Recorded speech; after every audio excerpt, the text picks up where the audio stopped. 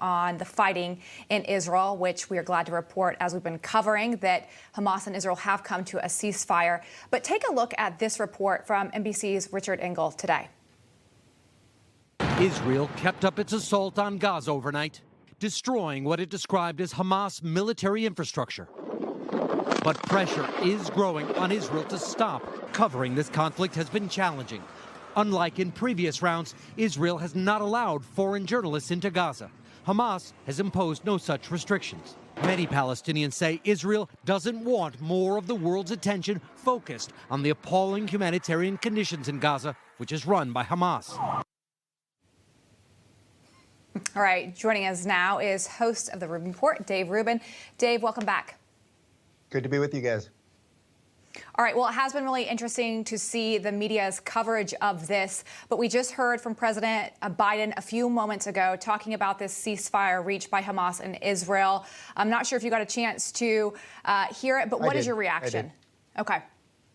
Yeah, well, first off, I don't think we should call them the mainstream media anymore. My friend Michael Malice, who's been on my show many times, calls them the corporate press. And I think that's a better description of what they are, because I don't think this is mainstream anymore. Most people can see through their lies. As for Biden's speech, yeah, he accidentally called Netanyahu president instead of prime minister, but that's a pretty good gaffe as far as the Biden gaffes go. I mean, this is just the same old stuff. No country in the world should have to have rockets indiscriminately fired into its population aimed at destroying as many people as possible. You know, there's this weird meme out there that somehow civilian deaths and military deaths and destruction should be equal, except no army in the history of the world has ever done that. And if you don't really understand military strategy, I mean, if someone attacked you with a knife, would you stop them? Could you just stop for just a sec? Can I see the size of your knife? Let me get a comparably sized knife to defend myself. The Iron Dome is a modern miracle. I mean, truly almost like a biblical miracle if we're talking about this part of the world. They are blowing rockets out of the sky. And now we've got, you know, the Hamas caucus, I would say AOC and Tlaib and the rest of them saying, well, oh, they shouldn't have that because, you know, Hamas doesn't have an Iron Dome in essence. Well, if Israel didn't have the Iron Dome, there would be more death and destruction on both sides, because there would obviously be more on the Israeli side, and then they would have to attack even further. So those images you're showing there, those are miracles, every single one of those. But every country is placed on this earth to defend their citizens as they see fit. And for some reason, there's only one country that when they do just that, they're told that they should just lay over and die. And it's the same country that is habited by a people with a 5,000-year-old history that's been pretty brutal, and the world hasn't cared that much. So they're going to defend themselves as they see fit. As I would grant any other country, by the way. Yeah.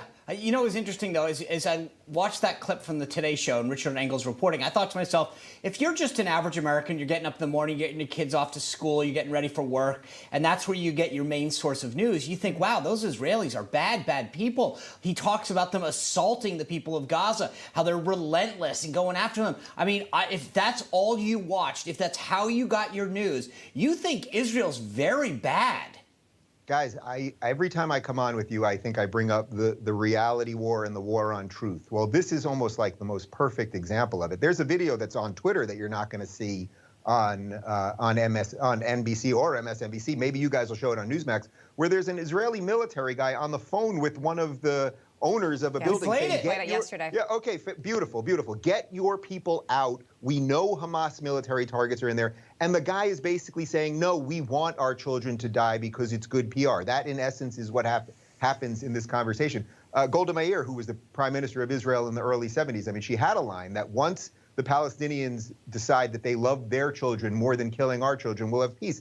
The Israelis don't want to be in Gaza. There's literally no Jews in Gaza. Hitler would love the place. There were a couple Jews there, about 8,000, and they took them all out in 2004, as you know. And by the way, Gaza it's not as if it's just in the middle of Israel, just sitting there like they're trapped. You know, there's a border with Egypt. And what did Egypt do? Egypt bombed the hell out of the border, flooded all the tunnels, and made sure that nobody could go to Sinai. Sinai, by the way, which Israel gave up for peace. Remember that? So the whole narrative is completely backwards, but we just don't have people that tell the truth. That's why it's a pleasure to see you guys, as usual.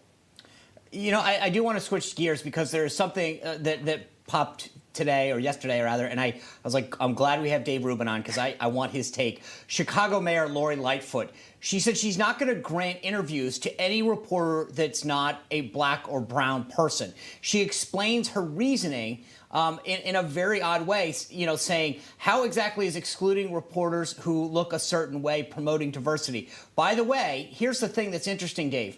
A Latino reporter for the Chicago Tribune canceled his interview with the mayor after her office refused his request to lift the restrictions. He was like, hey, I'm not being part of this thing. I mean, this is literally racism at its core.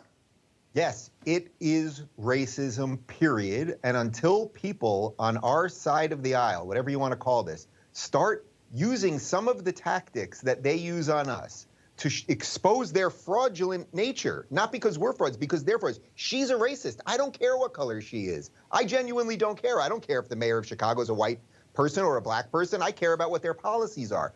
Imagine this, 2021 America, where a mayor is saying, I will only be interviewed by black people. Now let's try that any other which way, any other race. And we all know it's racist. So this is not reverse racism. This isn't some half racism. It is modern, progressive racism that has completely taken over the Democratic Party. Please show me a Democrat. Find me somebody. I'm begging people. Show me a Democrat. I will start a GoFundMe. Show me a sane Democrat who believes in the Constitution, who believes that America is fundamentally a good nation, that 1776 was our founding, not 1619, that's against identity politics, that knows up from down or left from right. I can't find any of them anymore. Can you tell, guys, I'm fired up this week?